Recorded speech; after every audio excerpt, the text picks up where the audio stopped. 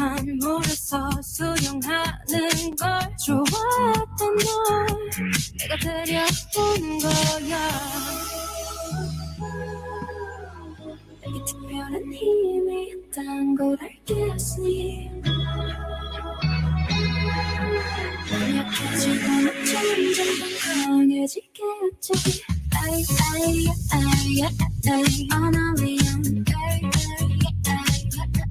어널리언 가득한 어디서 비밀처럼 타는 어널리언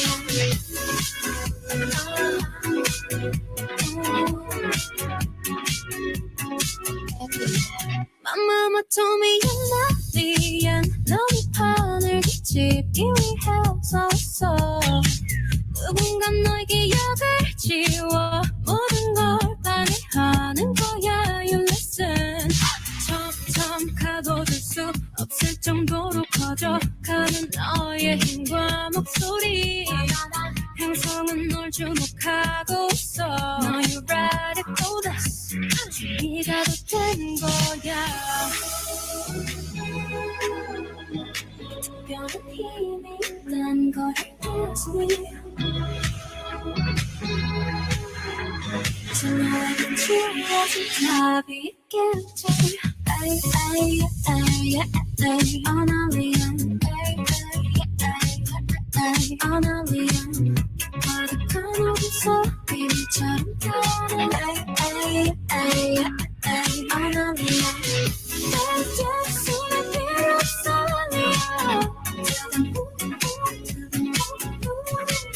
누가 내가 나는지 묻는다면 난 아니 TV 보내는 네가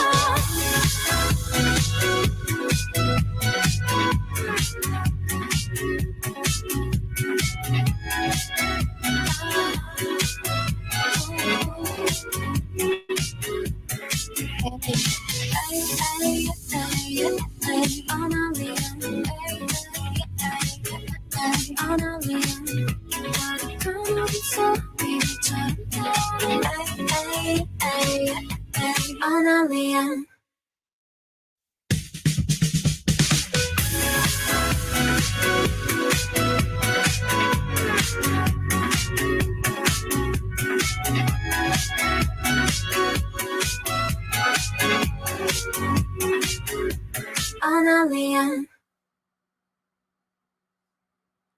Good morning, everyone. How y'all doing today? Good morning, Dar. Morning, Jaeger Pony. Morning, nobody, not me. How you doing today? Okay, I can't hear anybody. No, that's because I was on mute. Yeah, oh. Did my earpiece go dead on me all of a sudden? I think it has. Nope, now I can hear you. Okay, I may have to stop by Best Buy and buy a new earpiece today. Yeah, sounds like a plan. Yep. Anyway, it is Tuesday morning. I'm semi-recovered from working the third shift Sunday night. Now, it seems like it's taking me longer and longer, but then too, I get to bed about 7:45. I get off work at 7. I get to bed about 7:45 on Monday mornings.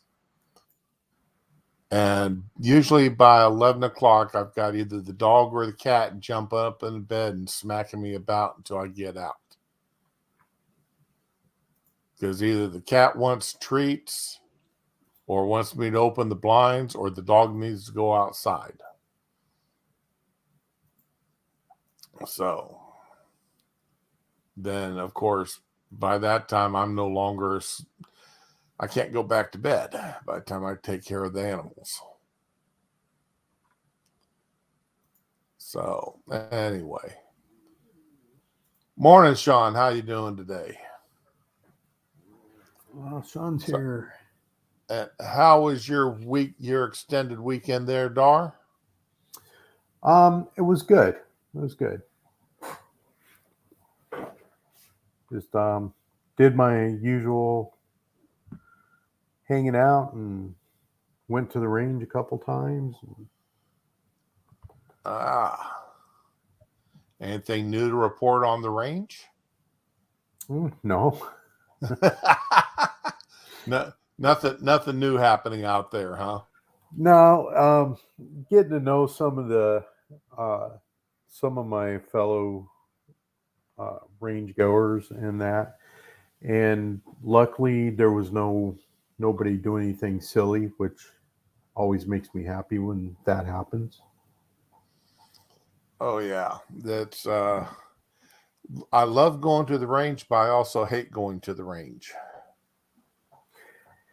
Yeah, because no, yeah. Half the time you end up being a range safety officer because somebody's doing something they shouldn't be.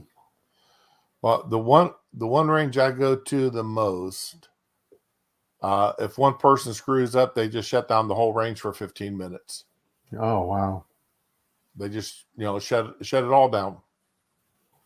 And okay, you know it, I it when you make everybody mad at you, this got 10 or 15 other people standing there getting pissed off at you because you caused the range to be shut down. You learn in a hurry, I guess, uh, not to do stupid stuff on the range. Yep. Now, the exception to that, though, they do make exceptions if they've got somebody that they know is new out there and their range master or somebody is uh, teaching them, then a lot of leeway's cut. Oh, that makes sense. But if it's just everybody's out there supposedly experienced shooters, well, good morning, Ramen. Good morning. Well, I'd rather have you lead late than not showing up at all. Hey, it's ramen. Yeah. So, that nice little video there by Mash. That was her Halloween video, and I thought it turned out pretty nice. It did. So I'm not going to argue with that. All right, now why that got in the wrong spot? What's this here?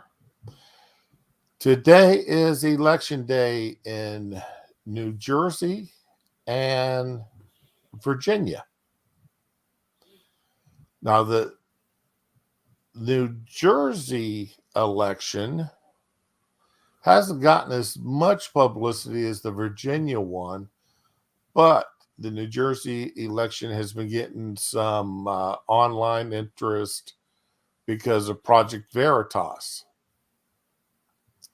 And Project Veritas went undercover, as they're wont to do. Got talking to a couple of the the staffers for the current governor who's trying for re-election, and they surprisingly, or not so surprisingly, being as he's a Democrat, popped up and said that as soon as the election's over with and he gets re-elected, one of the first things he's doing is mask mandates. Yeah. A topic that he has thoroughly avoided during this entire election season. And it made local and state news, of course. And every time he or any of his staffers get questioned by any reporter, they give a non-answer and then move on. While the people they're talking to really don't know what they're talking about, or they're just low-level people. They're not really high on the governor's staff.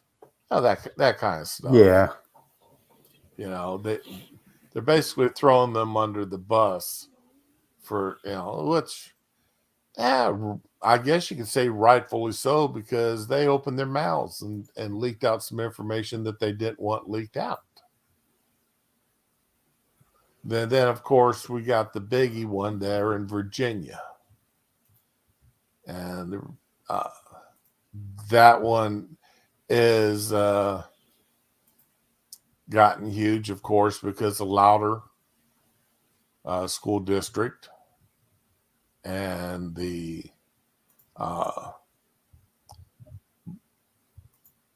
rape that happened inside of the schools that was attempted to be covered up by the school board.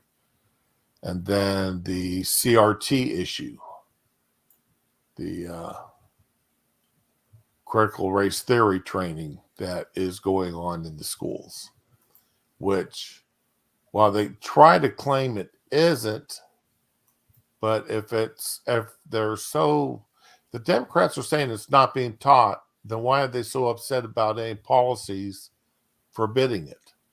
Exactly. Now, it doesn't make, okay, if it's not being taught in your school, then why are you upset if we will make certain it doesn't get taught? So, and we know that's a lie because we've got there's enough TikTok videos out there and YouTube videos of teachers saying, well, yeah, they're right. It's actually forbidden for us to teach critical race theory, but it's not forbidden us to teach about race equity. Yep. Which is just a horse of a different color. Yeah, same thing, different name. Yeah. Morning, Atheist Icon. How you doing today? So, and of course, the news is getting all hostile about it. And, you know,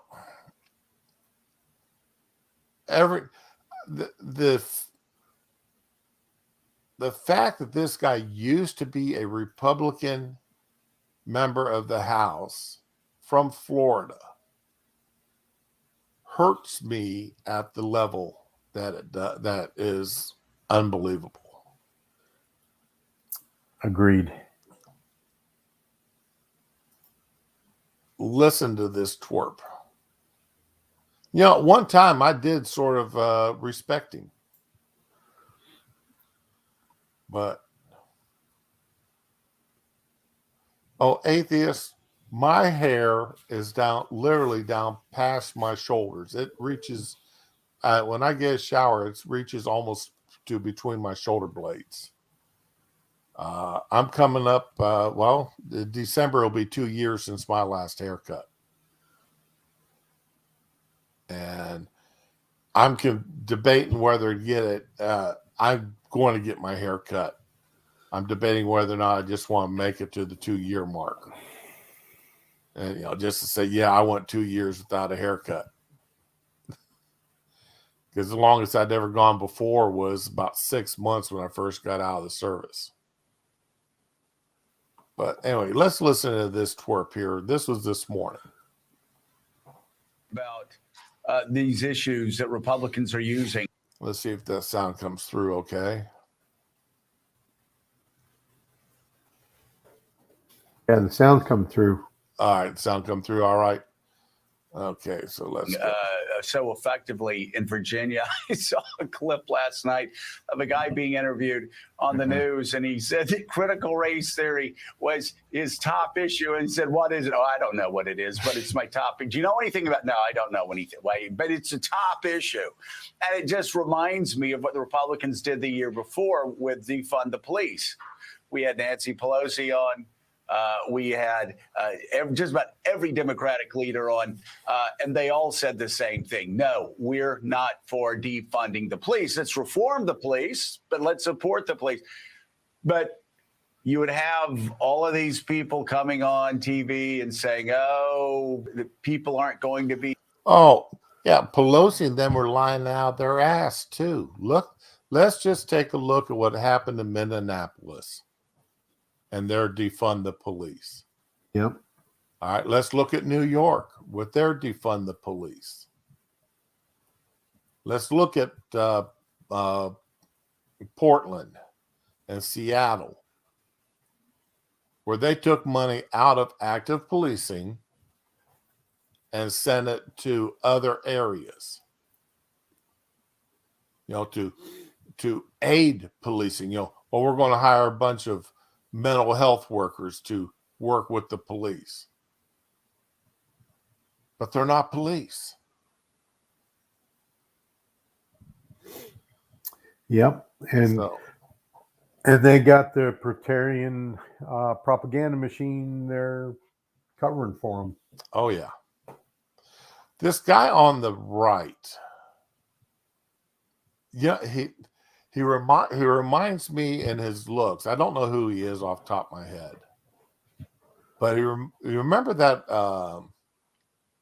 hairdressing, or not hairdressing, but a show used to be where they go in and get some woman's closet and dump it out, throw everything away, and give her a complete makeover. Yeah. Okay, doesn't he look like that guy? He does. He does.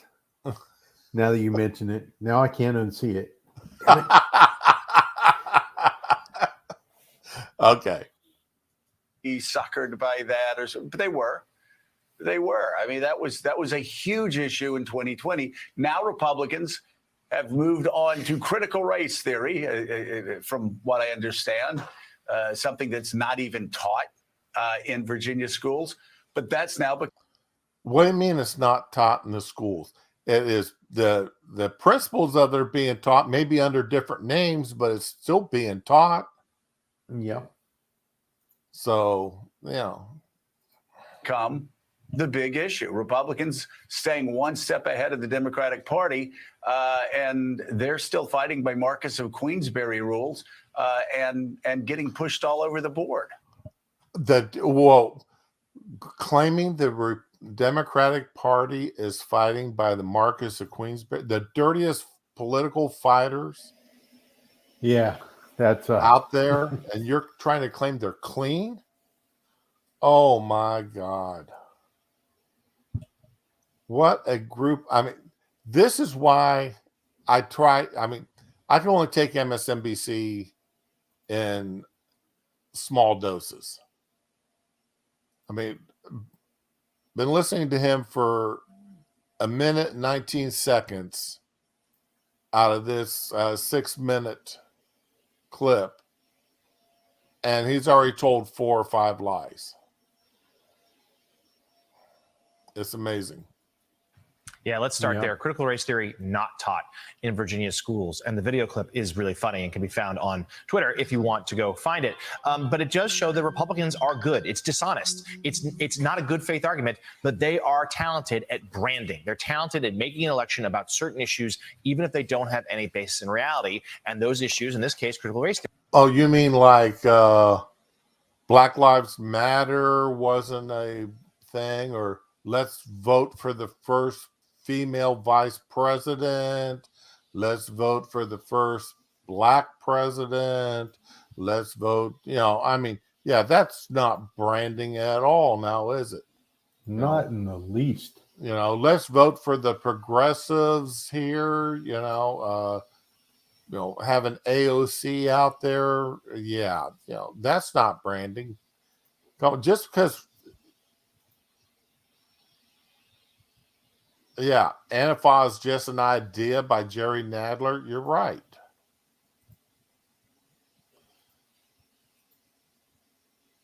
Theory propagated over and over and over by conservative media, by Republican activists, and it has certainly picked up traction here as a closing argument in this race. Now, Democrats I've talked to are nervous. Let's be clear. Democrats are always nervous. But they do think this race is razor thin. They do. They believe that despite momentum from Youngkin, they believe McAuliffe can still win this, but it is going to be a squeaker. And we have heard McAuliffe now for weeks talk about the idea of wanting that bipartisan infrastructure bill signed into law. We see him standing with President Biden there. That obviously is not happening. And we'll get into it much later in the show about the roadblocks Senator Manchin just put up. But it's certainly not going to be passed today in order to sway any voters to McAuliffe's side. One thing that just popped in my mind here about this, McAuliffe, he was being tagged with saying that, and this is something that sort of irritated me, that parents shouldn't be in saying what goes on in their schools.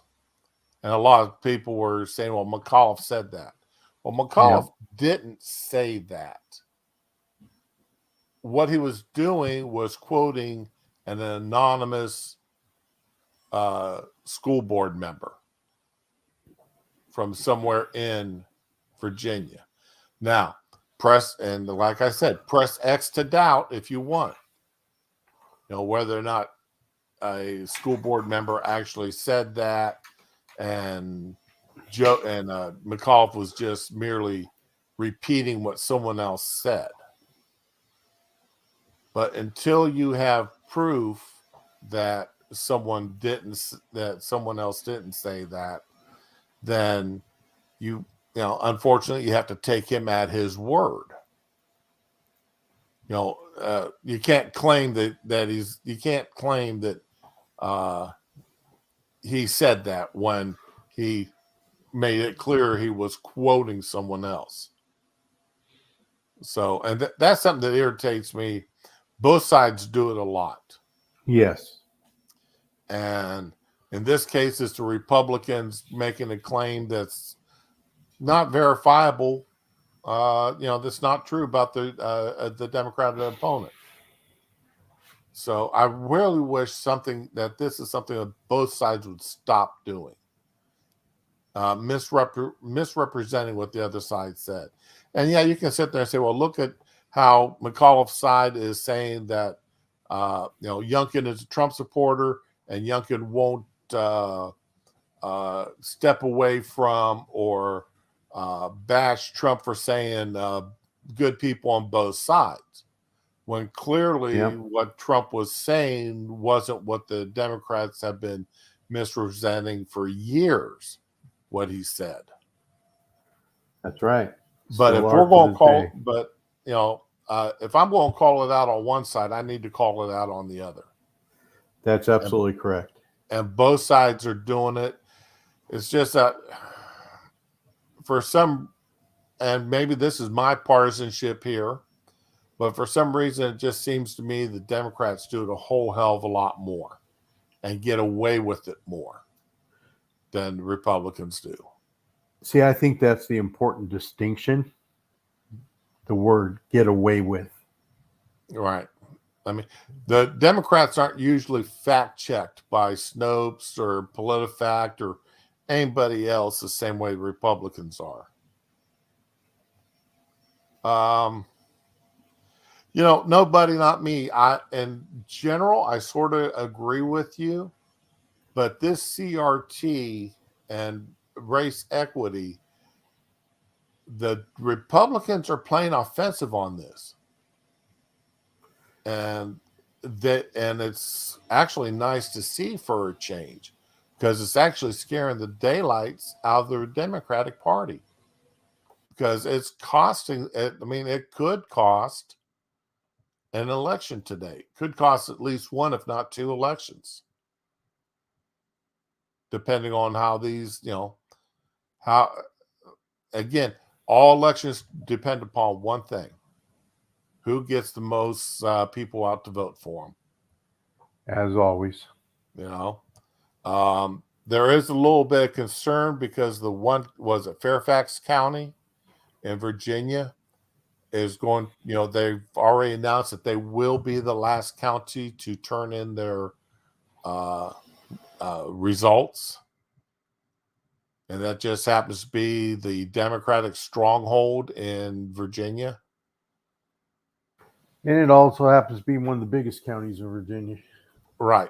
So, and it's the one county. Now, there was a court, and I believe it got the Democrats lost their position here, that they said they didn't want signature verifications on mail-in ballots or absentee ballots. And I think the courts ruled against them, if I remember correctly.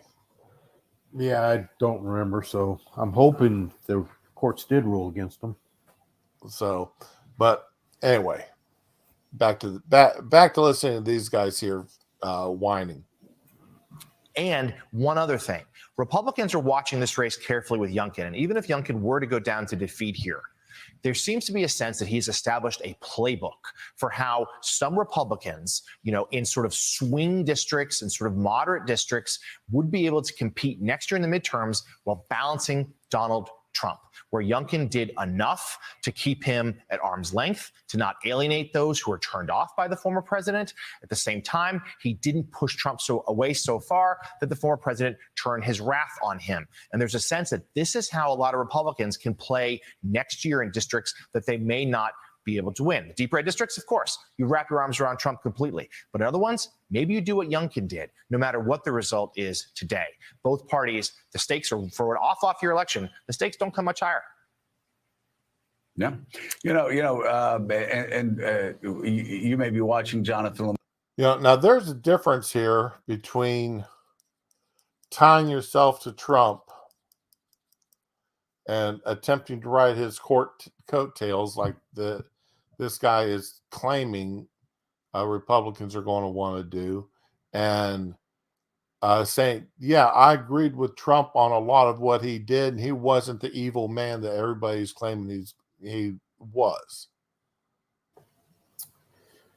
Yeah. I'm not sure I agree with this guy's assessment, but yeah, there's a certain amount of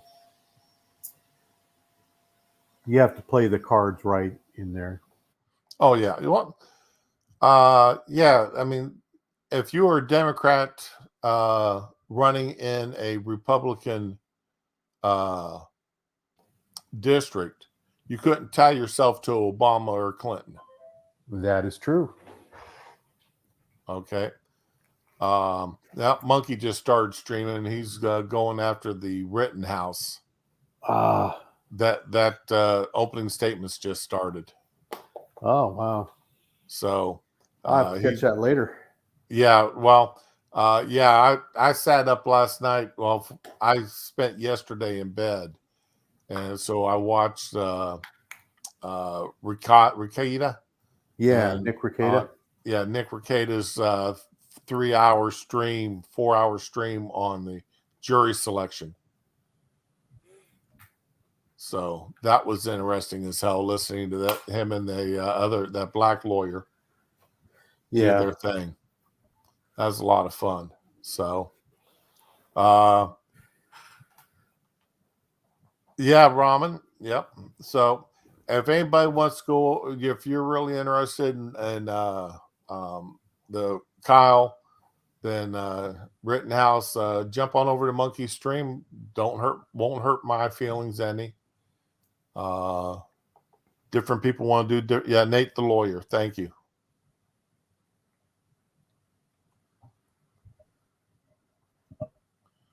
So, anyway, as we can tell here, now I'm not going to go through all. I mean, these are right. There's a photograph there. That's the lineup of MSNBC's leading Democrats.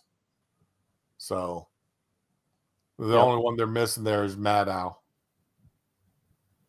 Mad Cow. Yep, Mad Cow. So, but that's about all I wanted to go with them here. I mean, it's MSNBC. We know what we're going to get from them. Like we know what we're going to get from CNN and such. So, in fact, I mean, who was it? Glenn Greenwald. Oh yeah. He put it best. Here we go. Glenn Greenwald, he describes CNN. The CNN's been putting out a lot of complaints here about nobody trusting the media and how they're getting painted with a black eye all the time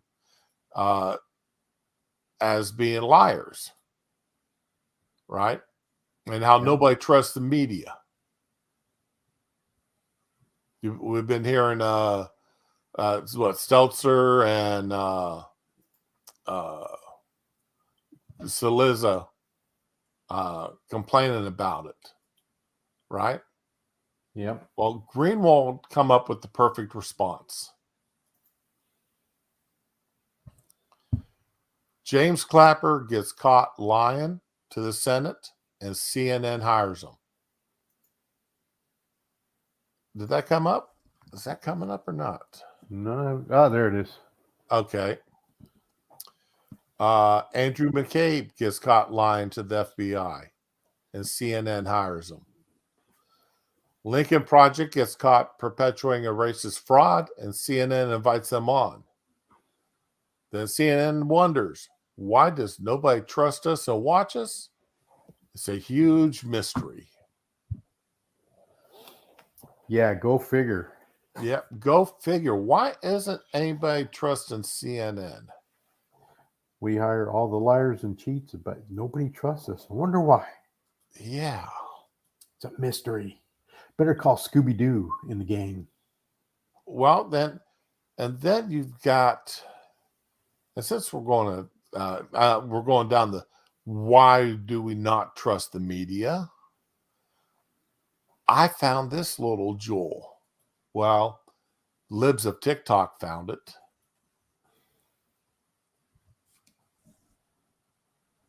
And let's see here. It should be popping up momentarily, I hope. I wonder why this thing seems to be so slow today. That must be your internet. Here it comes. I want to thank you. He's like a big marketing guy. I want to thank, Don Lemon, right? Halloween today, right? Don Lemon. That's okay. Well, I want to thank you. No, thank you so much. And you're in the great state of Florida. I hope you guys enjoy it. You can enjoy it. Thank you for exposing everything. Because we love you in Florida. I want to thank you. He's like a big marketing guy. Yeah, Don Lemon in Florida, and not wearing a mask. Go figure. Yeah, but you hear him on the news at night when his little show, and it acts as if he wouldn't be caught dead in Florida. Well, not only that, but calling people that don't wear masks all sorts of names and telling us they're evil and all that. But yet he comes down to Florida and says, I don't have to do any of that. And let's see, wasn't there something else here I had? Well, I'm really on a hypocrisy streak today.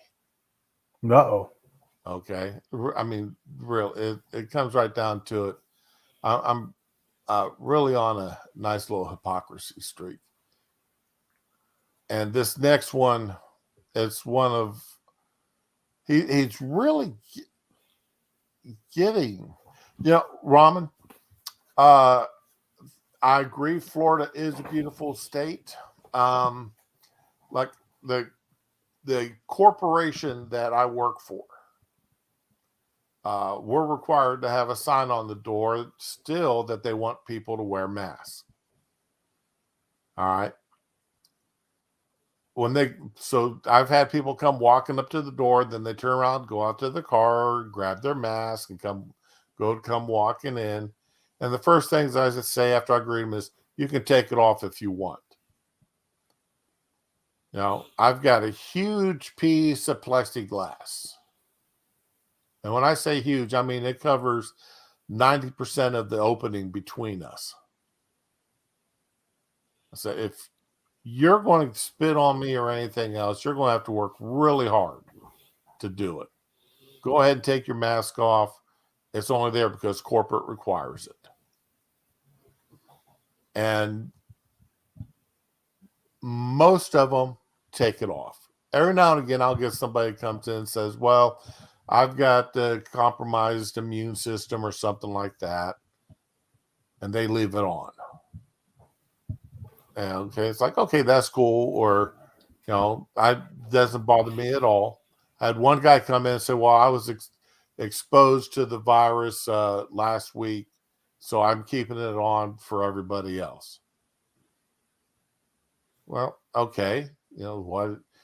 If you're that concerned, what are you doing out traveling? But all right. And then as soon as he left, I go out, grab the sanitizer, and wash down that piece of plexiglass on his side. Yep. Spray it down with Lysol and then wipe it down. But yeah, for the most part, we don't care. If you've got a mask on, you got a mask. If you don't, you don't. Because, if you're not vaccinated and you don't care about it, then that's up to you. That's your decision.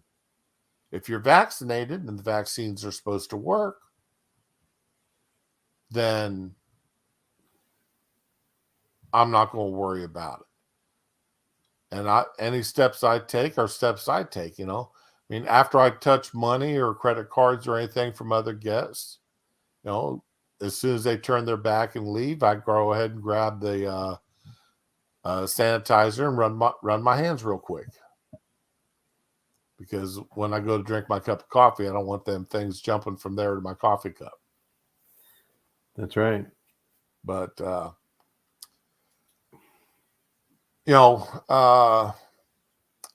that's right. I was going, where is it?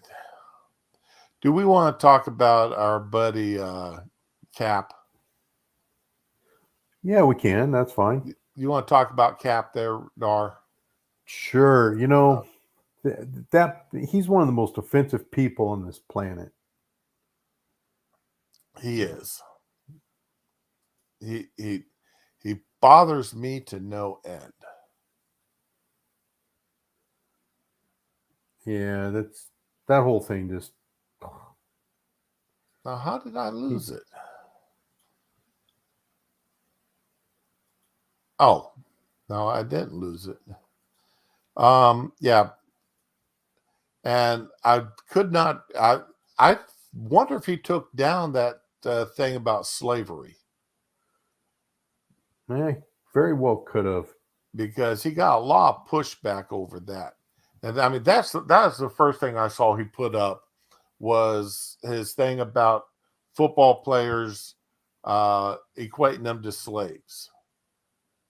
How during training camp and first looks, they're standing there and, they got their arms, their coaches are looking them over, to make certain that they're the right size and everything, that they can play. You've got the different exercises they all have to do, runnings and blockings and such, to see if they get invited to training camp. Yep. All right. And then how he held that up to, the open slave markets at one time.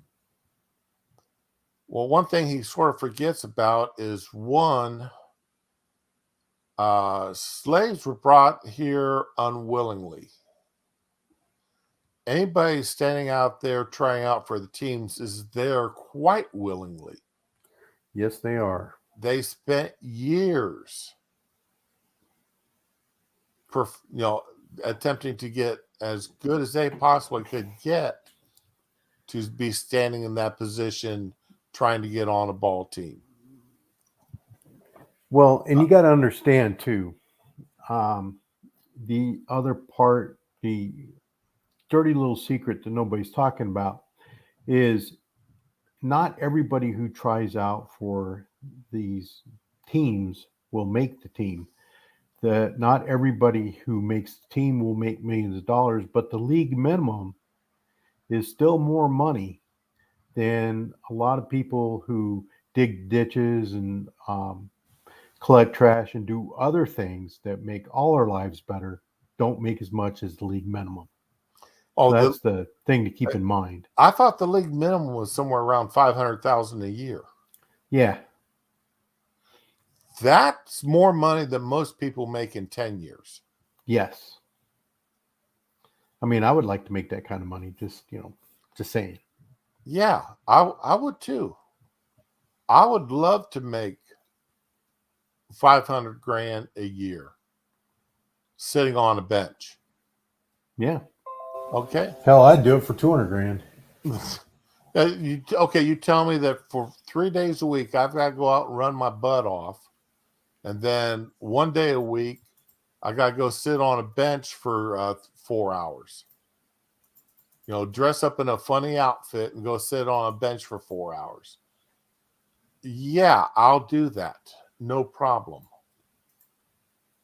Oh, yeah. And then I only have to do this for 6 months out of the year. Yeah. Yeah, no problem. And that, Raman, you bring up the next good point.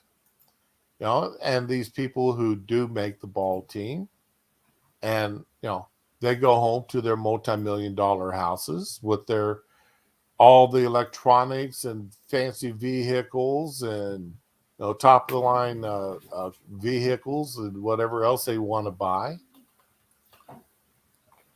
And the single ones having all the sexual partners they want being thrown at them quite willingly. Even the married ones, Yeah. So, and then finally, the next part of it is, Kaepernick,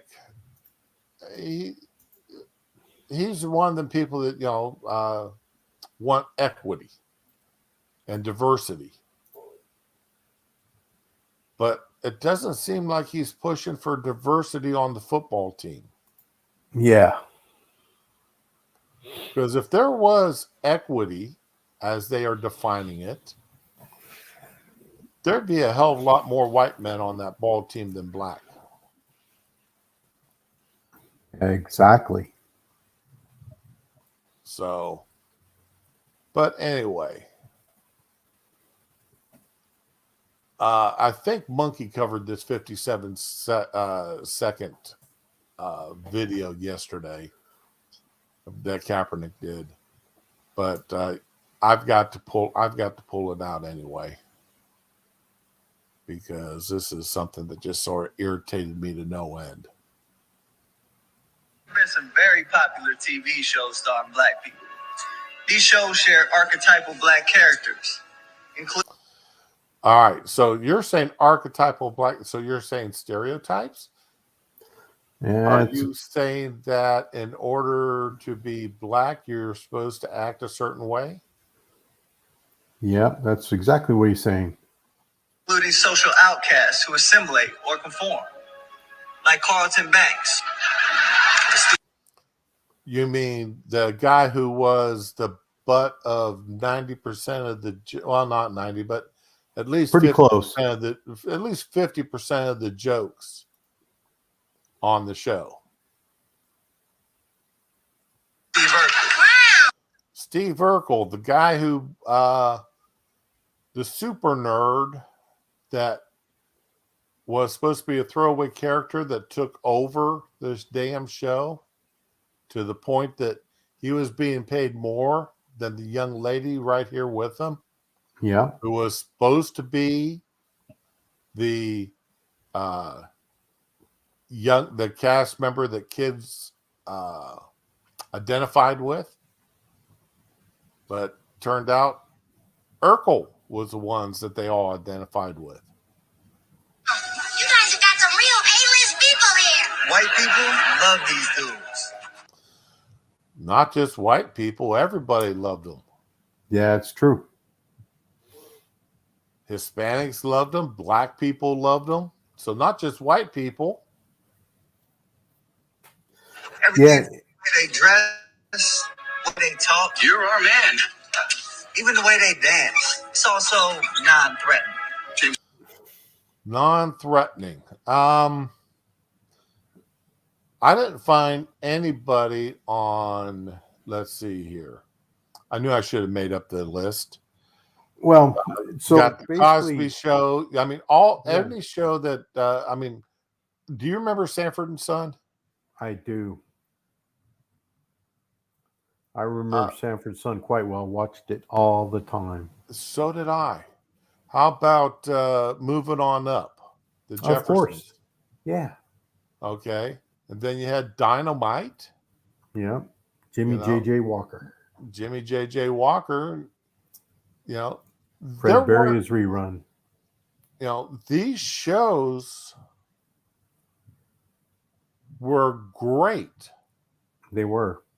Sean, Urkel, the character itself, you're right, the voice was irritating as hell. But that was, it was what it was. I watched the show and I did sort of dread him coming on, but it was still funny. It's not that I hated the character. Yeah, John Amos, man, I loved him on that show. He was the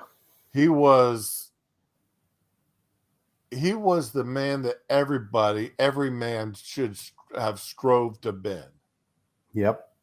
He loved his family. He was a strong male, and I think that's what a lot of people in the industry hated about him and his character was he wasn't the joke of the family.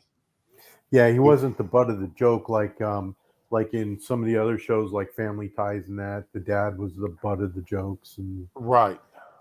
Dad was an idiot, mom was the smart one, and the kids walked all over him. Pretty much, yes. And John Amos, man, he worked his ass off every day. He took his lunch into work. He didn't buy lunch. Remember that, his lunch pail? Yep. He took his lunch into work every day with him. He, took the boys in the bedroom and gave them a swat on the butt when they deserved it. He did indeed. He was the exemplary father. Yes. John Amos was a great actor. So yes, I actually liked him more than I liked JJ. I would have to agree. I found JJ to be irritating, much like Steve Urkel was irritating. But the thing with JJ's character,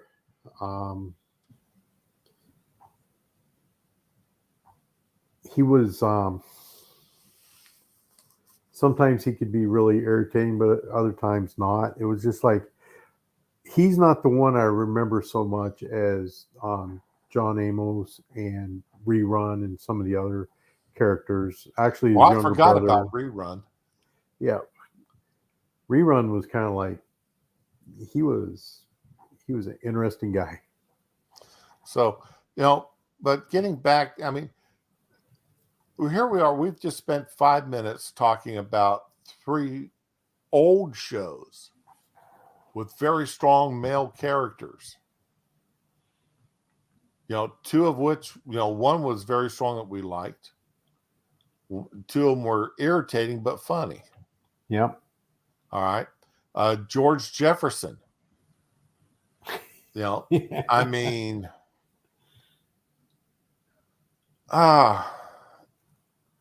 That was the guy, again, business smart, but he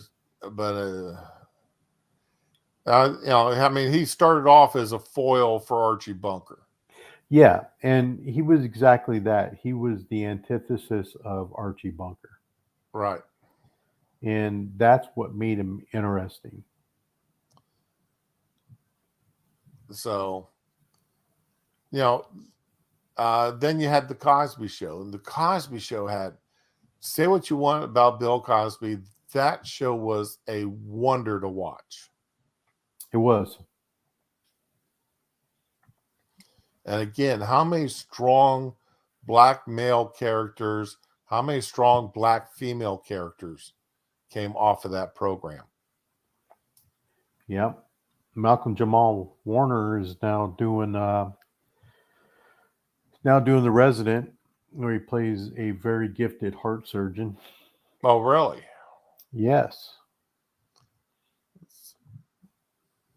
Okay, well, that's good. I'm glad to see that his career hasn't. Yeah, he's done a few other shows as well, and I really like him on The Resident. I don't watch evening television, so I the only evening medical show I'm familiar of is The Good Doctor, and that's because I hate it so much. Oh, that's interesting take. I detest that show. The wife made me watch the pilot and then about 4 more of the episodes, and I told her I'd never watch another episode again. Huh. Because it's just so unbelievable. There is no way that would ever happen.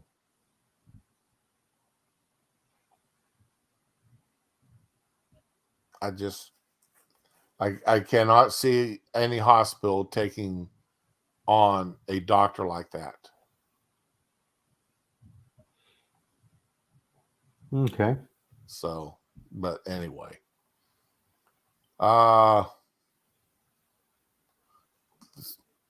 Get back to this. Spurlock, we call him Twofer because with him you get a 2-for-1. He's a black guy and a Harvard guy. Now, wasn't that a Baldwin? Just saying that? Yeah. Alec Baldwin. Yeah, wasn't that yeah. Who should you be mad at here there, Cap? Alec Baldwin? Instead of blaming it on white people, why not blame it on Alec Baldwin for saying those words? Yeah. Because with him you get a 2-for-1. He's a black guy and a Harvard guy. These characters have come to be known by the term acceptable Negro. I'd never heard that term before until I saw this video. Yeah, I've never heard that term either. So, yeah, he just made that up. I think Joe Biden kind of, when Barack Obama was running, kind of, not so many words, but I think that's what Joe Biden was saying about Barack Obama. Well, okay, yeah, okay, yeah, you're right. You're right. The acceptable Negro is a black character who inhabits white characteristics. Okay, let's see here.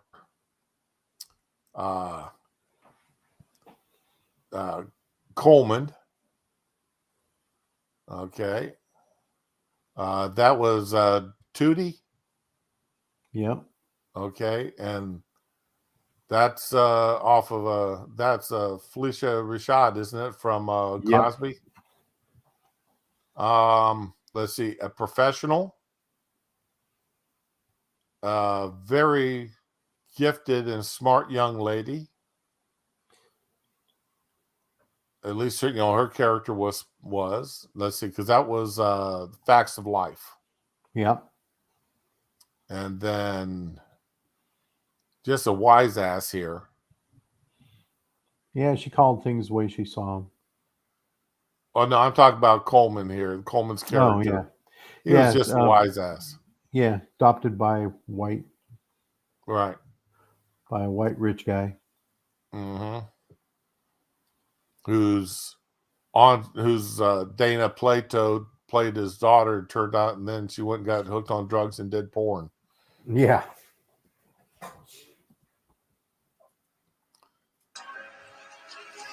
Who makes white people feel comfortable.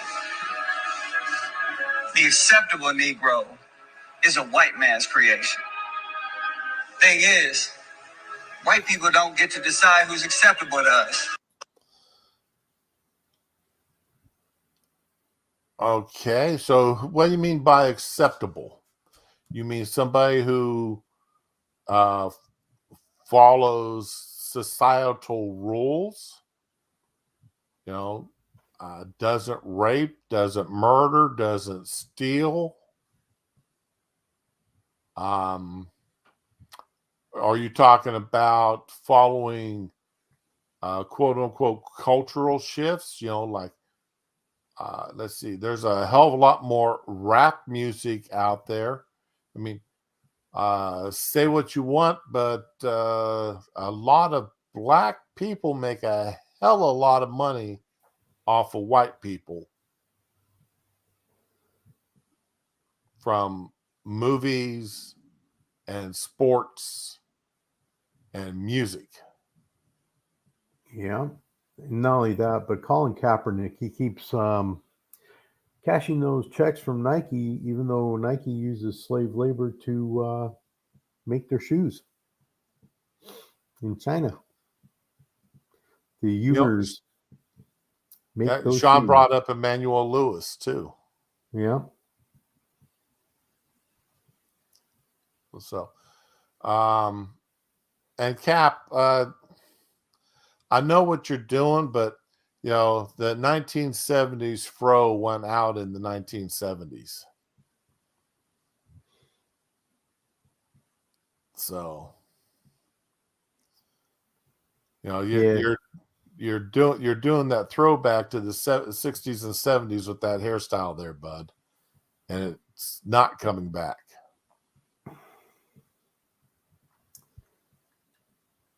Yeah, he's ginning up a problem where there isn't a problem. Over the years, there have been some very popular TV shows starring black people. These shows share archetypal black characters. So we did do the whole, or did I accidentally? I must have accidentally tapped. Yeah, he did. Who's acceptable to us. Over the years. Oh, that was the end of it. Yeah. Okay. Because they want you to watch the Netflix special. Cap, if you have such a problem with black people being paid for their activities by white people, you probably ought to be returning a whole hell of a lot of your money. Yep. Not only that, but with all that money and everything, why doesn't he go out and do his own show? Portray people the way he thinks they ought to be portrayed. Go out, instead of doing commercials for Nike, why don't you go out and do commercials for Fubu? The For Us, By Us company. That's all black owned.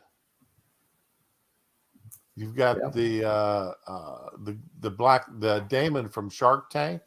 Yeah. Go out and do advertisements for his companies. He's got a couple of clothing companies. Take money from black companies. Don't take any money from white companies. You got such a problem with it.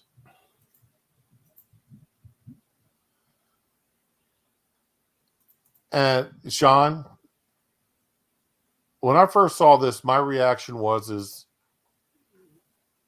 how do you have to act white? And how do you have to act black? Yeah. I wasn't aware that, you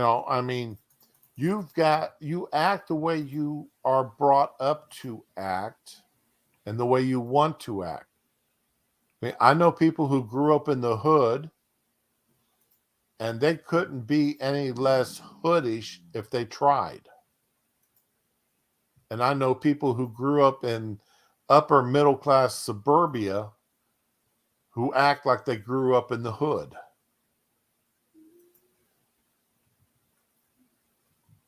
So you act the way you want to act. And, your skin color doesn't dictate how you decide how you want to act. That's just my personal opinion. Say it, for what you want, for what it's worth.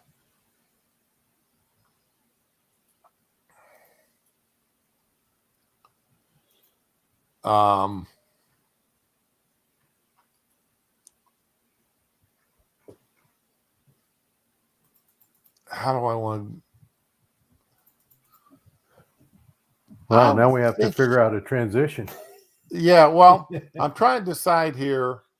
Do I want to talk about some lawyers, Black Lives Matter lawyers, who are going to go to jail, or a teacher who's going to go to jail.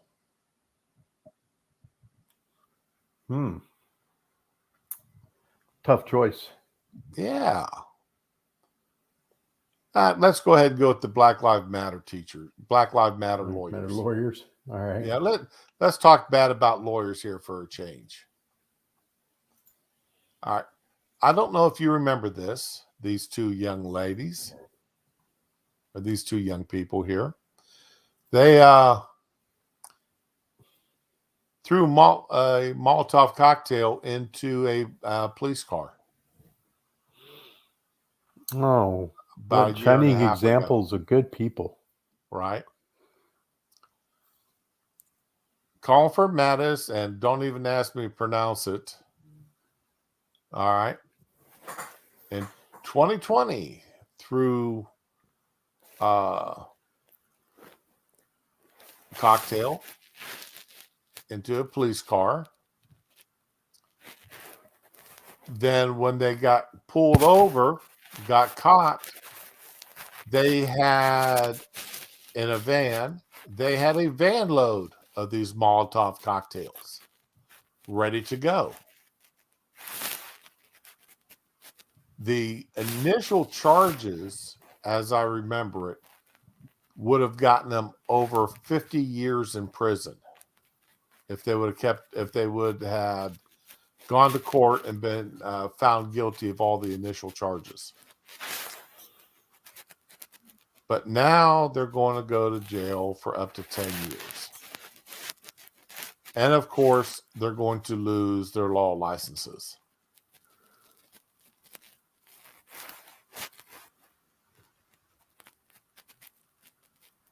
Now, the unpronounceable there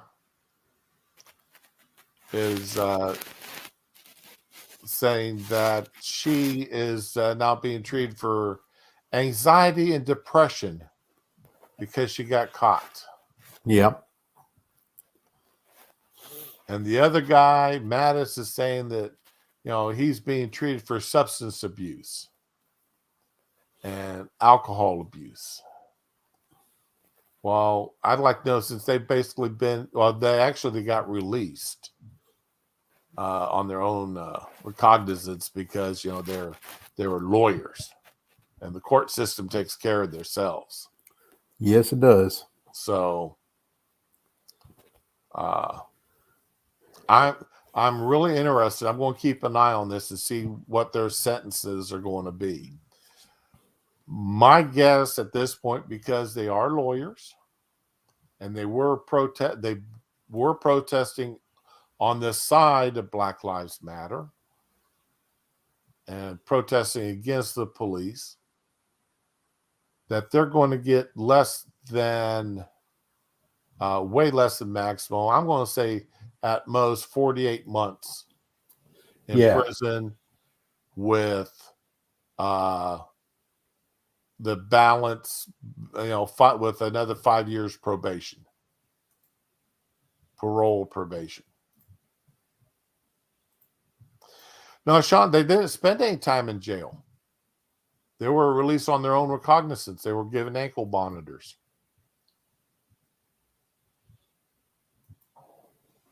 So they've got no time that they've been actually in prison. But they were crowdfunded their bail money and their lawyers. Yes, they were. So, it's amazing. It surprises me, even though it shouldn't, that GoFundMe had no problem raising money for these two, but they wouldn't allow any fundraising for Kyle Rittenhouse.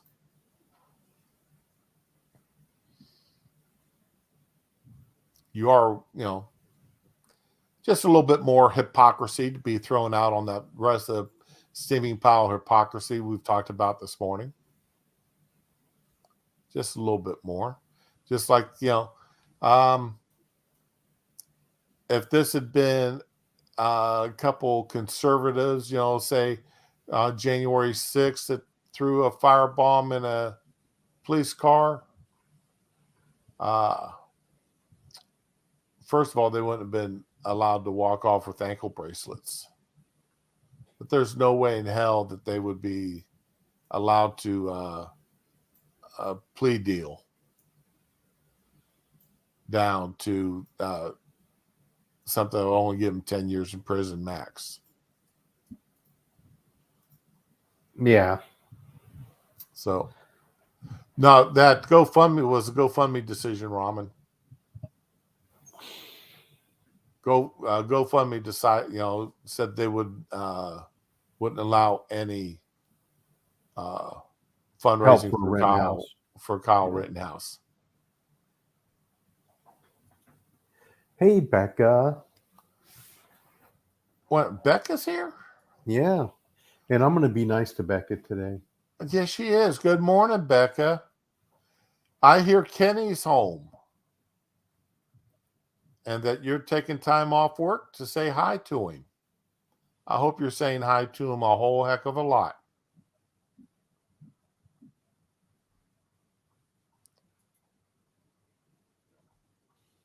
So how are you going to be nice to Becca? What's that? You said you're going to be nice to Becca. How are you going to be nice to her? By not being a smart aleck. No. Because a lot of times I kind of am smart alecky towards her. But I'm going to be nice today. Now, Becca's good people. I try to always be nice to her. She is. But yeah, sometimes I'm a little smart alecky towards her. She takes it in good flavor. Yeah, no, I would never say anything horrible, but there are. Now, Becca, I do have one question for you. Have you been has Kenny decided that you've been following his rules for streaming? Oh, was Kenny on the show last night? Yeah, on Mr. Moo. Oh, that must have been in the last half because I listened to the first hour and a half this morning while doing other things. So I'll have to finish listening to Mr. Moo's show. Did they take down Saturday night show? They must have took down their Saturday night show that they had. So, but here we go. You'll love this one.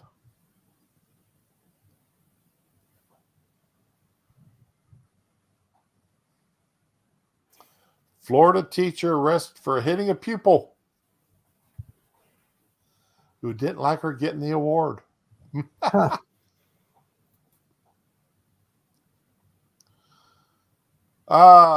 Florida educator was busted for child abuse 2 days after being named Teacher of the Year for hitting a student who criticized her getting the award. Now, the student made a post on Instagram saying that she didn't like, that she didn't feel that the teacher that Ms. Lee deserved the award.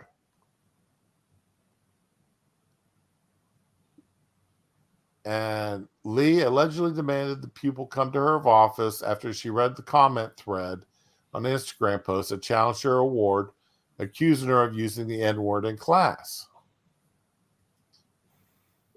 The teacher stormed into the classroom, demanding she leave with her, and surveillance showed the teacher walking ahead. Once alone in Lee's classroom, the teacher shut the door, then reached across the table and smacked her in the face. And then calling her names. Beating the crap out of her. Not just hitting her once, but beating the crap.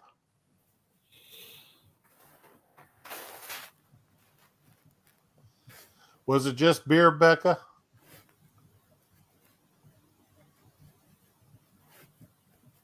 Yep, Duval County. Yeah. Yeah, it's kind of like our Austin. So, yeah. And here is the teacher. Let bring that picture down to size. Whew, that was scary having it that blown up. Damn. Yeah. Looks a little bit like the Joker. Yeah, she's got that crazy smile to her, and the way the eyebrows pop up like that. Yeah, it's in the eyes. Yeah, she got the craziness. Yeah, this teacher got mad. Somebody decided that you can't win an award like that and not have some student at least be a wise ass. Yeah, that's you gotta have thick skin if you're going to be a teacher, especially Right. nowadays with social media and everything. And not only that, but there's never good reason to hit somebody for something like that. No, not for something that they. I've had worse. I've had things worse said to me to my face.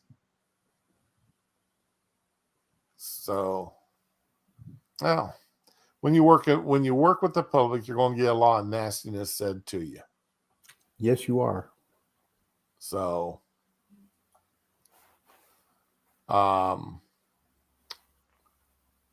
Bet she lives with a herd of cats.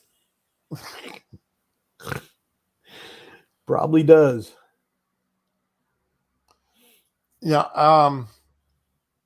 One of the things that's sort of been irritating me, chewing on my nerves here lately.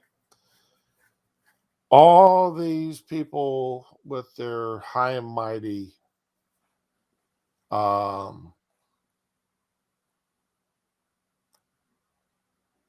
left Democrats coming up, accusing Republicans of wanting to destroy the government. The January 6th stuff. Yeah. And for some reason this weekend, it's really stuck in my craw. It really got in there and stuck into my craw a lot this weekend because it seemed like everywhere I went, I saw somebody on the Democratic side saying how Republicans need to be even lose their right to votes for 2 generations. Really? I never heard anything like that. Yeah, I actually saw a Democrat elected official down in South Florida make that kind of a comment. And it just sort of irritated the hell out of me. So I decided, and they're saying, well, we're talking about what happened in Washington because what happened in D.C. is more important than what happened in Portland or in Minneapolis or anywhere else in the country because, D.C. is the capital of the country. And, you've got to have more respect for what you do in D.C. So, well, it wasn't that hard. Okay. If you'll notice, all this was a Bing image search. All I did was put in Washington, D.C. protest. And then here, got photos, fire, blood, destruction in the nation's capital. But if you'll notice, this isn't January 6th. Nope. This photo is a year old. These are all, could you imagine if this is the BLM and Antifa protest. Yep.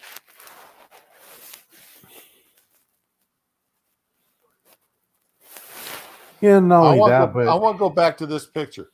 Look at this picture right up here. Look at this sign that this man's carrying. Finally, a gun and a bunch of dead bodies. Yep. You can't call these. I mean, if you want to call what happened on January 6th as a major insurrection, what do you call this? Have people actually forgotten?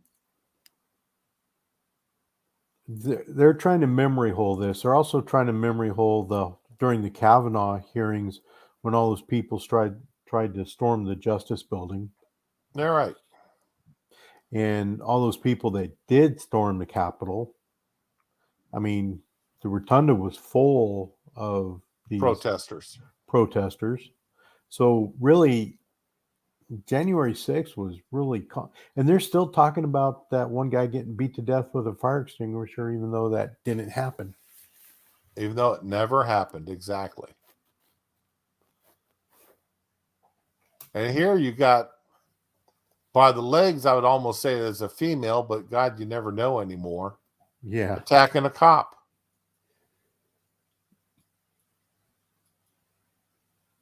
But these are all pictures of what happened. Well, no, this was actually in Georgia, I believe. I believe that Wendy's burning down next to this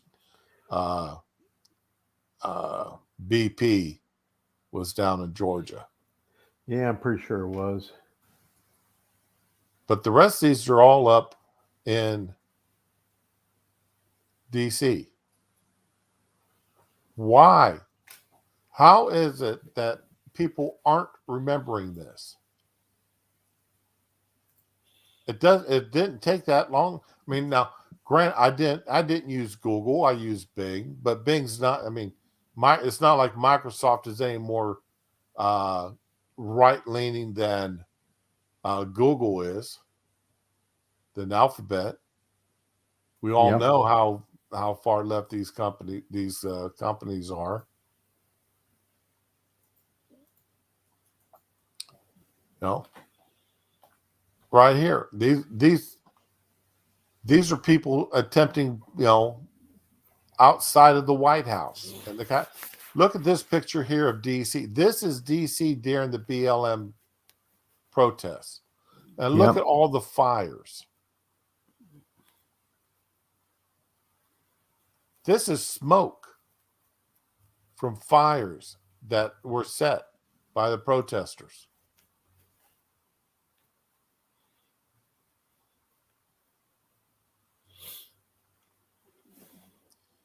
Why is this being forgotten by the media?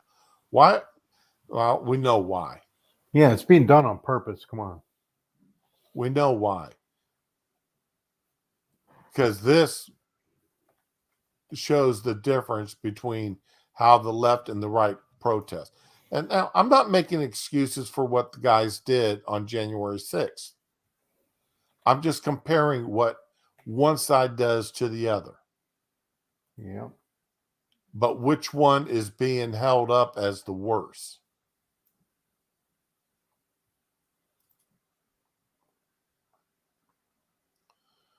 I don't know.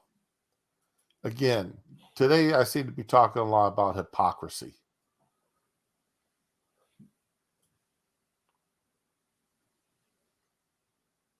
And I think that's what got my goat here this weekend, was just the pure hypocrisy going on. I've got video of Bill de Blasio here. Now, these two files are the same day, just a few minutes apart. Oh, crap. What'd you do? Accidentally canceled instead of shared. Okay. Now, these two videos here are just minutes apart on the same day.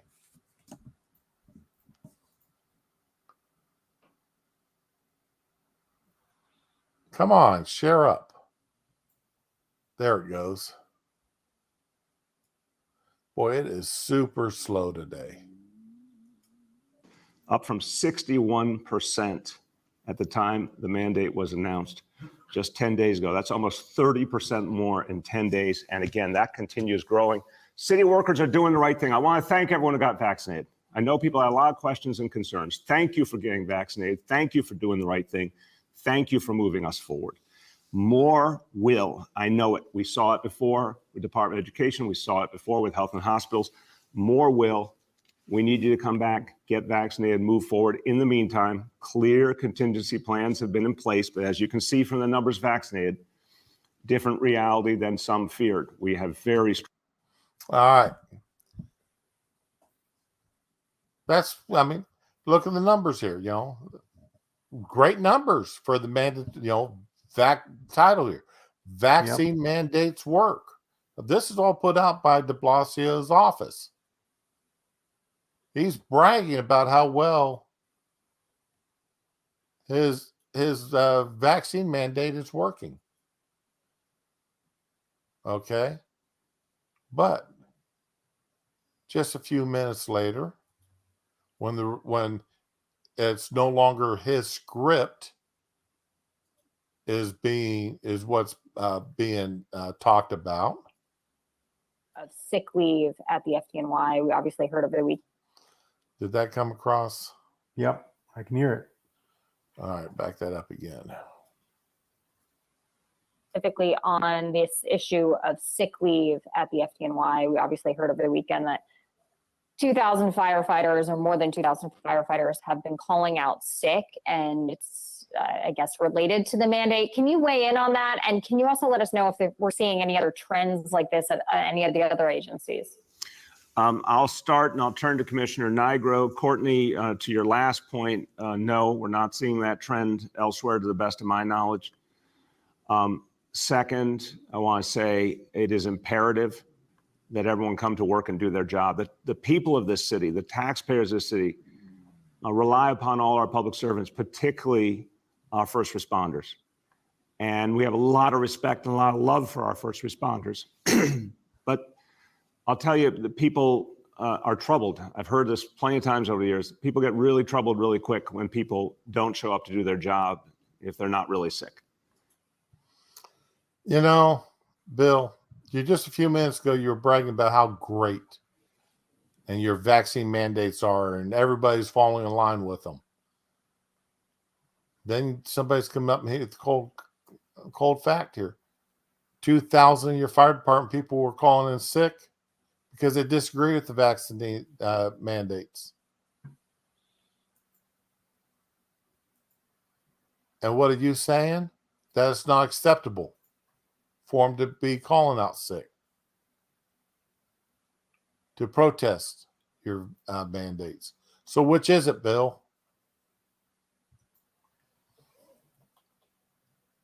The two-facedness of this guy.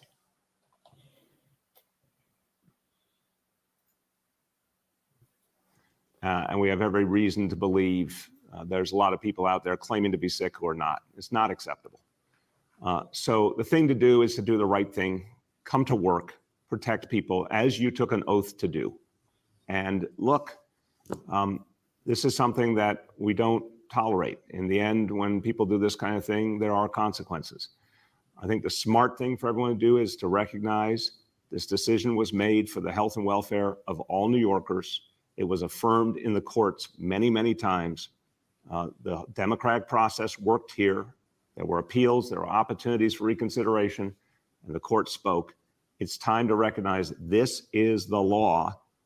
Get back to work protecting the people of this city. Oh, Bill.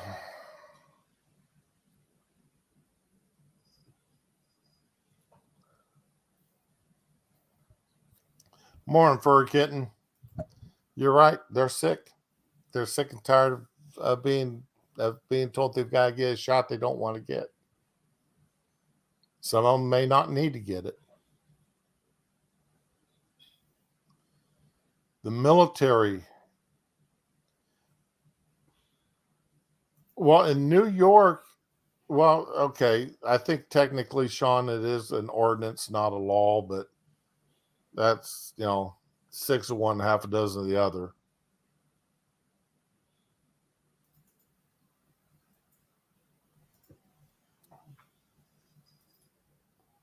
Sean, Dar, Yeah. tell me you got something that is less I don't know, depressing than what I got pulled up here on my screen for today.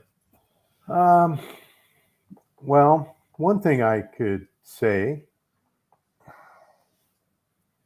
I could talk about just a little bit, because I know this is kind of near and dear to your heart, is, with the military refusing the mandates, how is it that it's the Air Force? The Air Force, of all people, that are standing up to the mandates. I'm like, yeah, they're not even real military. Oh, now wait a second here. But the thing is you heard what the Air Force is doing, though. Yeah. Well, I know. Well, was it the Air Force or was it the Marines? That they're basically saying they're not allowing any religious exemptions. Yeah, the Navy's the same way. The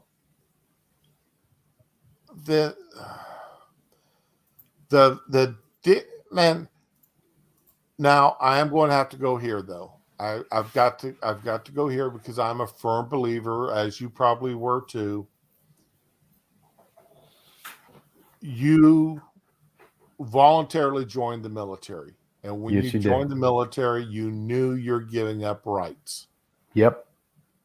And including that, and most importantly among those, are your bodily autonomy rights. You don't have it. This is true. And it would be very difficult for me to understand a person who stood up and went through the battery of shots that we all went through in the military. Gone. I don't know about when you went through, but when I did, you got the one section where you peeled off your shirt, you rolled up both sleeves, and you went down walking. There was people on both sides with these pneumatic guns. Yep. They just peppered. I mean, you got them in both arms for at least 4 or 5 times in both arms. Yep. I mean, just you didn't ask what was in them. You didn't know what was in those shots that you were getting. All you knew is they were required shots. This is true. And for people now to try to pull religious exemption in the military over this shot here, I have some issues with that. Well, okay. I get your argument. I totally agree with you. Yes, we did all that. The way I see it, though, is because, yeah, you do sign a contract saying you will abide by all lawful orders. And my thing here is the COVID vaccine actually a good thing, or is it a political tool being used to weed people out of the military? That's the question. So is it truly a lawful order to take this vaccine? And that is my stance on it. Oh, yeah. I'm going to say it is a lawful order. And I mean, it was a lawful order when I was getting on an airplane to go to a specific spot in Africa, and because of where we were going, I was given shots that at that time, come to find out, were experimental, to say. Yeah. Okay. Because basically the only people that ever got them were people in the military going to that region of the country. Yep. That region of the world. And yeah, that region of the world. No one else ever got those shots except the military going there. And had they been through the FDA and all that other good stuff, were they still I seriously doubt it. Yeah, and it's well, yeah. So I see both sides of the argument. I really do. Um, I still, I can understand the resistance, and if you're truly do have a religious thing, it should be granted because um, there's so many other uh, things that are being wavered in the military for religious purposes nowadays that this I see. should That's not just be it. I exempted. don't remember religious waivers being available to your actions in the military. I do. See, that's the thing. You got out before I did. Right. I retired in So, '98. yeah, see, I didn't retire until into the 2000s. So, And about the only thing I could think of that I saw was, I had an Orthodox Jew, good friend of mine, and yep. so they had to make certain that when we were under MREs and C-rats and K-rats, that he wasn't given anything that had ham in it. Yep. And usually, if they did give him something with ham, there was somebody always willing to trade with him. Yep. So, this is an area of military law I am not very familiar with because it just wasn't anything that was there. That was put. Right. Well, Yeah. Becca, it wasn't anything that was ever publicized while I was in that I can, to my knowledge. All right. Now granted, Kenny went in the year after I got out, but the religious exemptions, even, weekend duty, if, a Jew, the Orthodox Jew still had to work on Saturday.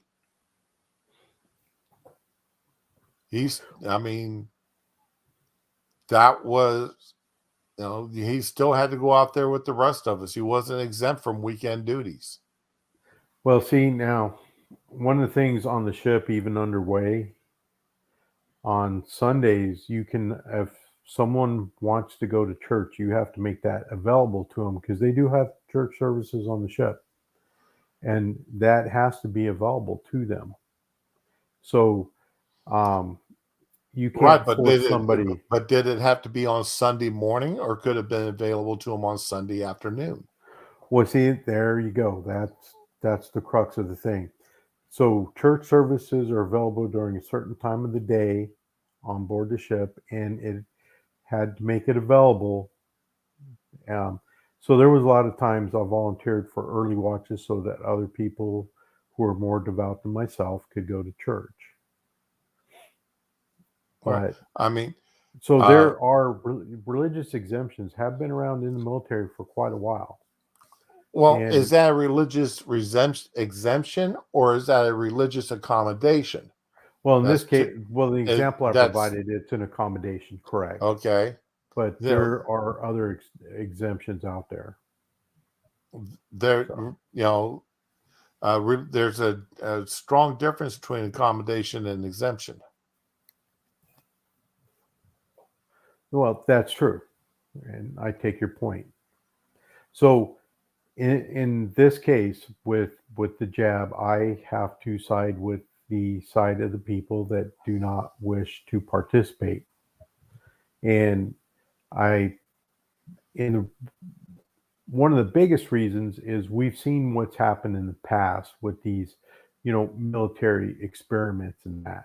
So based on that, that is made my decision that I support whoever does not want to do it. Outside of the military, I agree with you 100%. Inside the military, I have not yet heard someone present a reason that would apply for military exemption.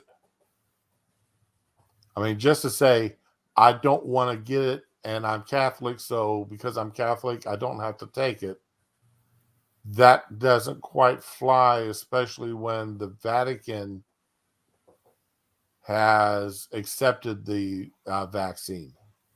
Yeah, that's true. But your Latter-day Saints and those Well, would I be was just your using a people. Catholic as a Right. example, but now if there's evidence of, say, that there's pork involved, Yeah, then your Muslims okay, then wouldn't I have can to see a take it. Muslim refusing it, okay, or a Jew, if somehow there was a pig involved in it, okay, but yeah, Well, Becca, see, that, and that's the accommodation, where that people is, are accommodated a chance to go to church service. So, I mean, I can understand why people don't want to get the jab. I can understand it. But in civilian life, I just don't see, again, there's a huge difference between the military and civilian worlds. yeah. No, I get your point. I really do, and I understand it. And Well, okay, Becca, that is true. That I believe is the J&J shot was done with fetal tissue. I don't know about the Moderna or the Pfizer ones, or was it the Pfizer that? No, it's the Pfizer that was done with yep. fetal tissue. So I don't know about Moderna or J&J.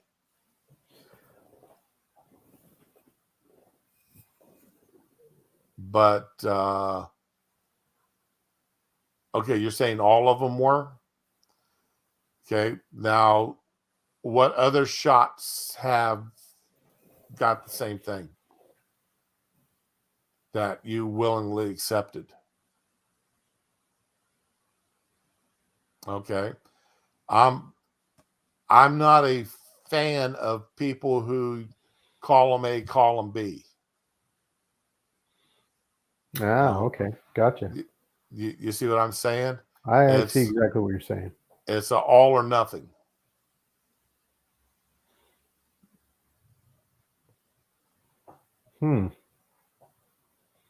Okay. And furry, okay, that's fine. I've got no problem with people who believe that, but again, it's an all or nothing. All right. Either you accept shots or you don't accept shots. And there are people that do not accept any of them. Exactly. And in their case, then I would accept that as a religious exemption. Okay, that's fine. Okay. Not Scientology. Which one is it that doesn't accept any? They don't even take surgery. They That barely would take. be your. Okay, so your Pentecostals don't take medicines. Right. Okay. Okay. Your guys that don't give the Christmas presents and stuff, they're not Seventh Day. They're because you got the one group that don't, they Jehovah barely accept Witnesses. putting a cast on your leg Right. for a broken bone.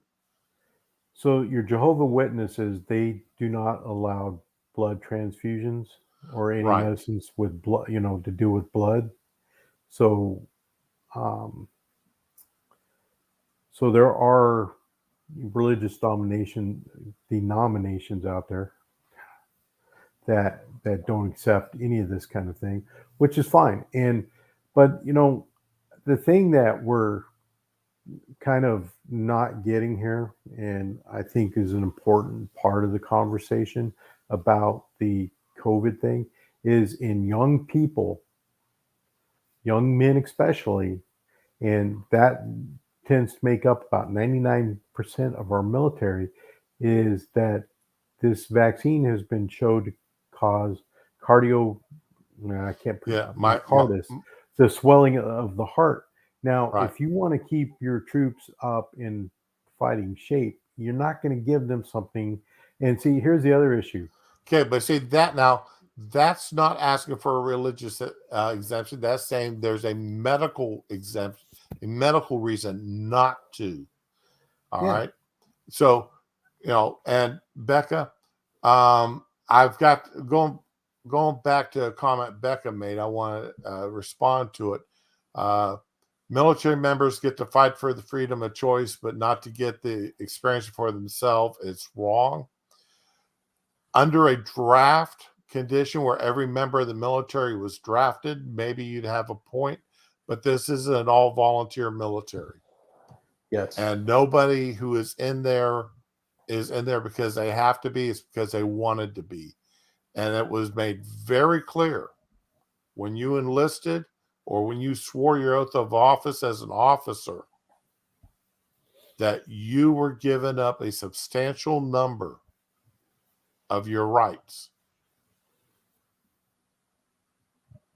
So, there's a lot that, the military cannot function as a civilian workforce. And that's one of the reasons why I have been and continue to be against homosexuals and transvestites in the military. Yep. All right. You cannot, because that they are more, they can cause, and then the weakening of physical standards, just so that fitness standards, just so that more women can get into certain subsections of the military. For diversity's sake. All that is a weakening of the military. That's exactly what it is. And what it's going, and I'm and yeah, so it's not just I got told more than once while I was active duty that I was in the service 40 years too late. Because even when I was in, some of the things going on in the military, I disagreed with the way they were lessening standards. Yes.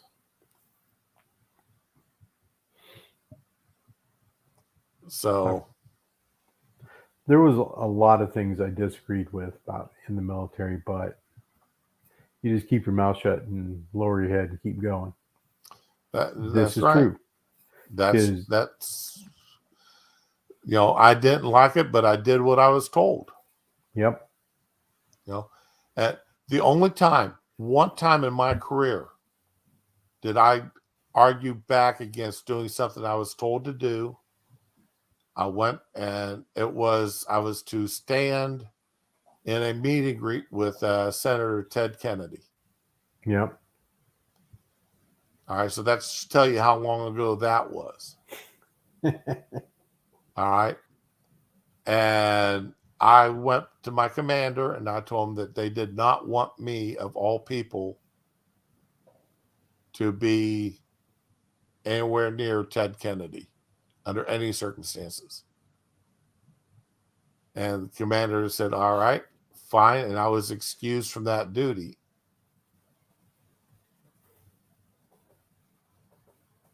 And I really did risk my career in going to the commander and saying that, though. Yeah, you did. but I just wanted to be upfront with them. Yeah. That Ted Kennedy was and there's a family issue with Ted Kennedy, with Teddy. Yeah. So it was, but anyway, that's enough about that. Yeah, no, I get it. And yeah, you are right that refusing to take the COVID shot. Yeah, so they do have the right under UCMJ to punish you. They can um, give you an other than honorable discharge or whatever.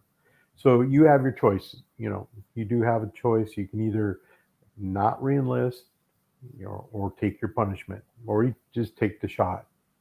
And the one good thing about it is if you suffer from the bad side effects, before they can discharge you, they have to heal you. So at least you'll get good medical care. That's right. And So, if they do, and if it does mess up your heart, then right there is a medical retirement. a disability check for the rest of your life. Yep, pretty much. So on that point, um, you know, just plain devil's advocate a little bit, but it still cracks me up. It's the Air Force standing up. This makes me giggle. One thing about the Air Force that's been sort of a running joke was the Air Force uses their brains more than the other branches do. Yeah, I get that. So, but yeah, there's all inter-service rivalry behind that has always been one of the major differences. The Marines and Army in particular have always, the spoken dissent is not as acceptable traditionally. This is true. This is Morning, Wiki. True. How you doing today? As much as it was as it is within the Air Force. Yeah, and well, in the Navy, we have a saying that a bitching sailor is a happy sailor. Yep. Well, so and Becca, you're right. They call us the chair force, but until my last 3 years, I didn't have a chair other than when I was doing paperwork at the end of the shift. I remember I smoked at the time, and I remember when they came out and said no smoking in federal buildings, and that included mid-80s. All military buildings. And I come walking in off the flight line one day. It was 100+ degrees out. I've been out there for about 3.5, 4 hours straight working on a jet. And I come in and I am just absolutely drenched in sweat. And this is like at 2:00 in the afternoon. So I was out there during the absolute heat of the day. And I sat down in a chair underneath the air conditioning vent, pulled open my forms and started working on them, drained a can of Pepsi, grabbed another can, opened it up and used the first can for an ashtray. And the lieutenant come walking by and start, you're not supposed to be smoking in here. That just got into effect this week. I looked at him. I said, then you get air condition me a spot outside where I've been, where I can sit down and do this paperwork. They sort of left me. That's one of the few times I ever spoke back to a lieutenant and got away with it. Yeah. But I was just absolutely drenched in sweat. And they did. I was like,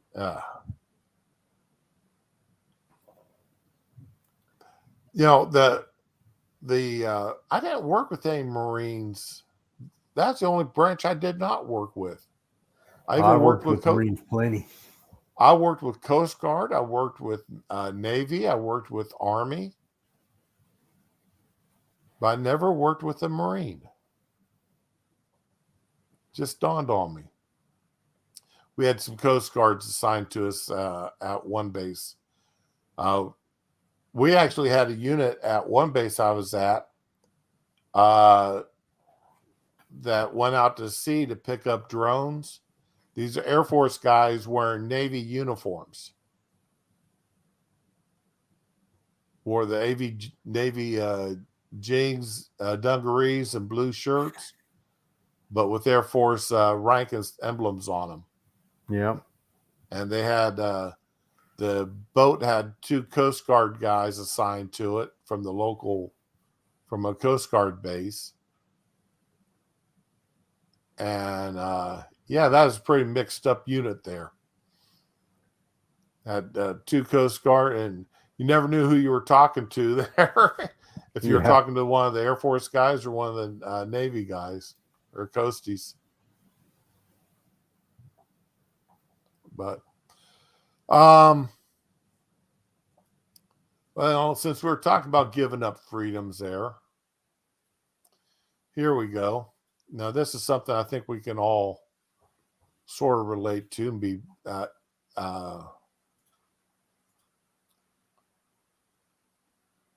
as far as what's gone on.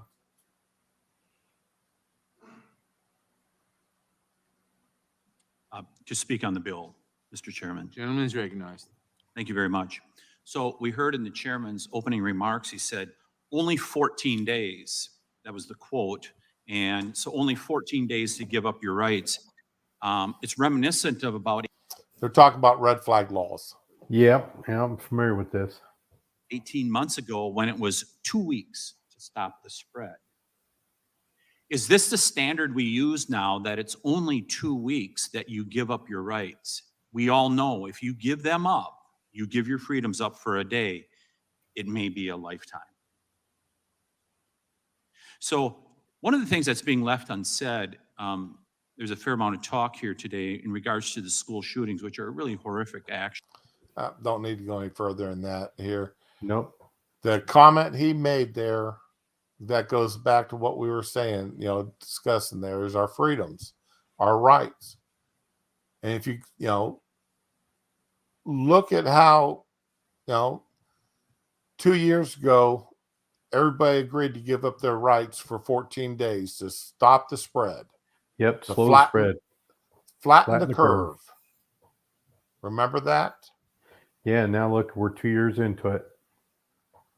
And we're almost 2 years into it. And, well,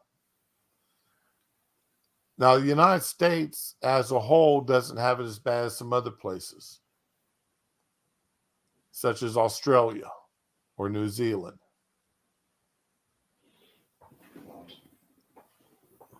But there are parts of the United States where it's absolutely still horrific. And that 14 days has turned into almost 2 years of giving up rights. We're arguing right now, discussing right now, does somebody in the military have the right to refuse a shot? Yes, we are. Where are the rights? Oh, the Patriot Act. The Patriot Act is one of them things that when the Patriot Act was first conceived and presented to the American people, I agreed with it. Yeah. It's one of those things that look good on paper, but in application, not so much. Exactly. Just like civil asset forfeiture. Yes. Looked great on paper, but the way it's been abused and misused by the government and government entities such as the local police forces, police departments, has absolutely destroyed it. Yep. And destroyed my faith in those two things more than anything else, is what's destroyed my faith in the government. Absolutely. The abuse of the Patriot Act and the abuse of civil asset forfeiture. And to bring it around to today and today's elections, when a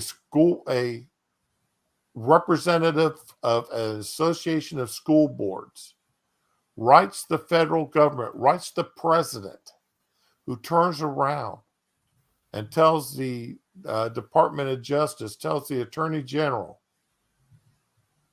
that anybody who disagrees with the school boards and argues with them over CRT and other issues needs to be prosecuted under the Patriot Act as domestic terrorists. We've got a problem. We've got a severe problem. All right, hold on a minute. I'll be back. All right.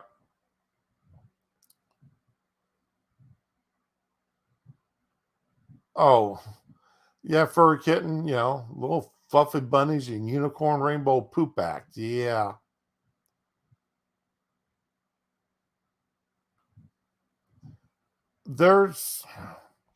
And see, I'm one of these people, when I go on vacation, I don't use my plastic. I don't use credit cards. I don't use debit cards when I go on vacation. And for me, it's cash only. I use plastic as little as possible. Or if I'm using plastic, I will get a preloaded card that only has a set amount on it from the bank or from the credit union. Or I'll go to Walmart and buy a preloaded card. That's the only thing it's got on is the money I've put on there. Because I don't want my personal credit card or my personal debit card being used to cross the country for any reason. So it's either cash or a preloaded card. And that's it. So, and the reason why that comes in a civil asset forfeiture, you've got police departments that, while you're carrying more than $1,000, that's unusual in this day and age. You must be running drugs, so we're going to take all your money and your car. Yep. So you knew I'd get around to that one way or another, but and people that carry cash with them, because they're going to buy a car for cash. They happen to get pulled over by a cop, they lose everything, because civil asset forfeiture is one of the few times where the courts have ruled it's legal that you have to prove your innocence. You're guilty until proven innocent. Yeah, that's becoming more and more the standard every day, though, with so many other things.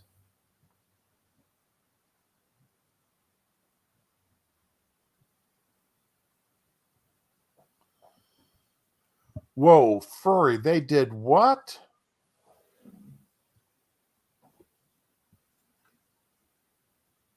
You have got to be kidding me.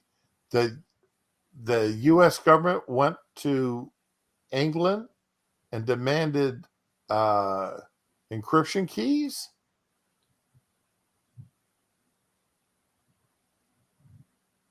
Oh.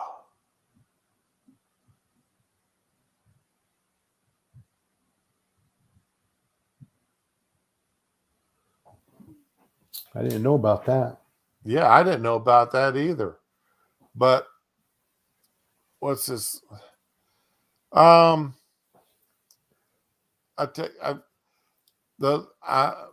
Hunter Biden.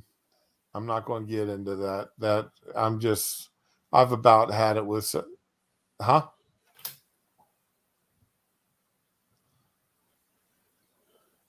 Well, he must be talking to somebody offline.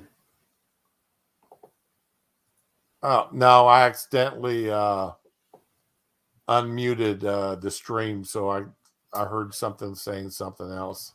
Oh, gotcha. Okay. But no, I see.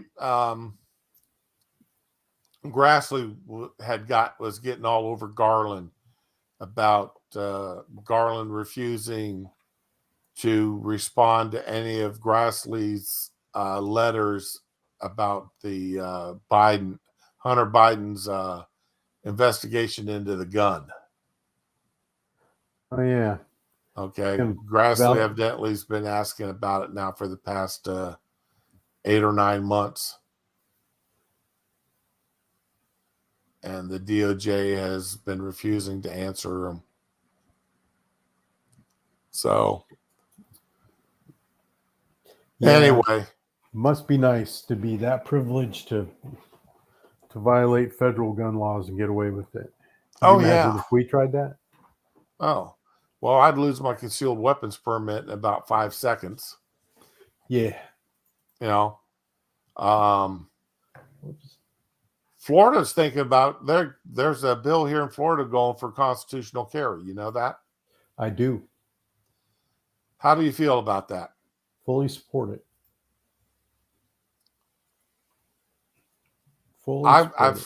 I'm still trying to wrap my mind about it. You know, I mean, I've been carrying concealed now for 20 some odd years. Yeah. Okay, would continue to do so. But you still have to have a license to carry concealed. No. Yes. Under the constitutional carry is only constitutional carry for open carry, not concealed carry. I think you better look at the Texas thing again. No, I'm talking about the Florida one. Oh, yeah, the Florida one may be different. Yeah, where you still have to have a license concealed, but now you're allowed to open carry. You know, what's proposed. Right. Now, what is proposed. And yes. So here's my thought process on it. Okay, so I come from a state where you can legally open carry. Virginia is an open carry state. Right.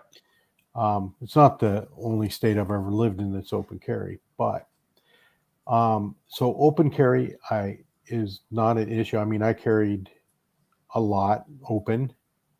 The only time I ever had any problem was like going into Costco. They say, hey, you know, you can't open carry unless you have a badge. Ooh. So, but nobody ever, you know, so I don't see an issue with open carry. I have no issues whatsoever with open carry.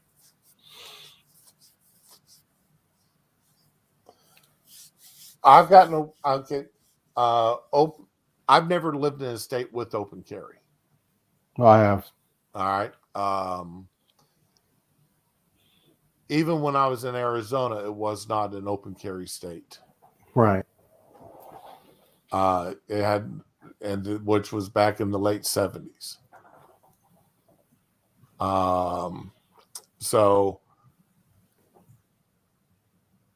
I don't know, you know, as much as I'm all for gun rights and everything else, I've still got to get used to used to the fact that, you know, people in Florida may soon be carrying open. Yep. All right. And that, as a businessman, people walking into businesses is something that I would have to get used to. Yep. But if you don't want it, just throw up a sign that says no weapons allowed. No open carry. No. Well. Yep. No open carry is not allowed in this premises. Is all you gotta do. Just post it. Well, I gotta get heading out here. Is it that time already? Yeah, it's past my 12 o'clock deadline. I'm sorry. Okay, yeah. Well, thank you for coming on, Dar. I appreciate Thanks for having me. Anything you want to say before you go then? Watch Psycho Rick. Okay. And I'm going to jump over to Monkeys, I guess, and see where they're at on the, or go to Nick Rakita and catch up on the Rittenhouse statements, opening statements, and then try to catch up on the elections in Virginia and New Jersey. Tonight's news is going to be an interesting set of news after 7 o'clock tonight. Yes, after 8. Yeah, it will be interesting. So, but anyway, all right. Well, y'all have a good day. Enjoy yourselves. I'll be back tomorrow. I will have the drugs out of my system tomorrow, so I may be a little bit more coherent than I was today. Yesterday I had a bad day and I had to take a lot of drugs, and my brain is still a little bit on the foggy side.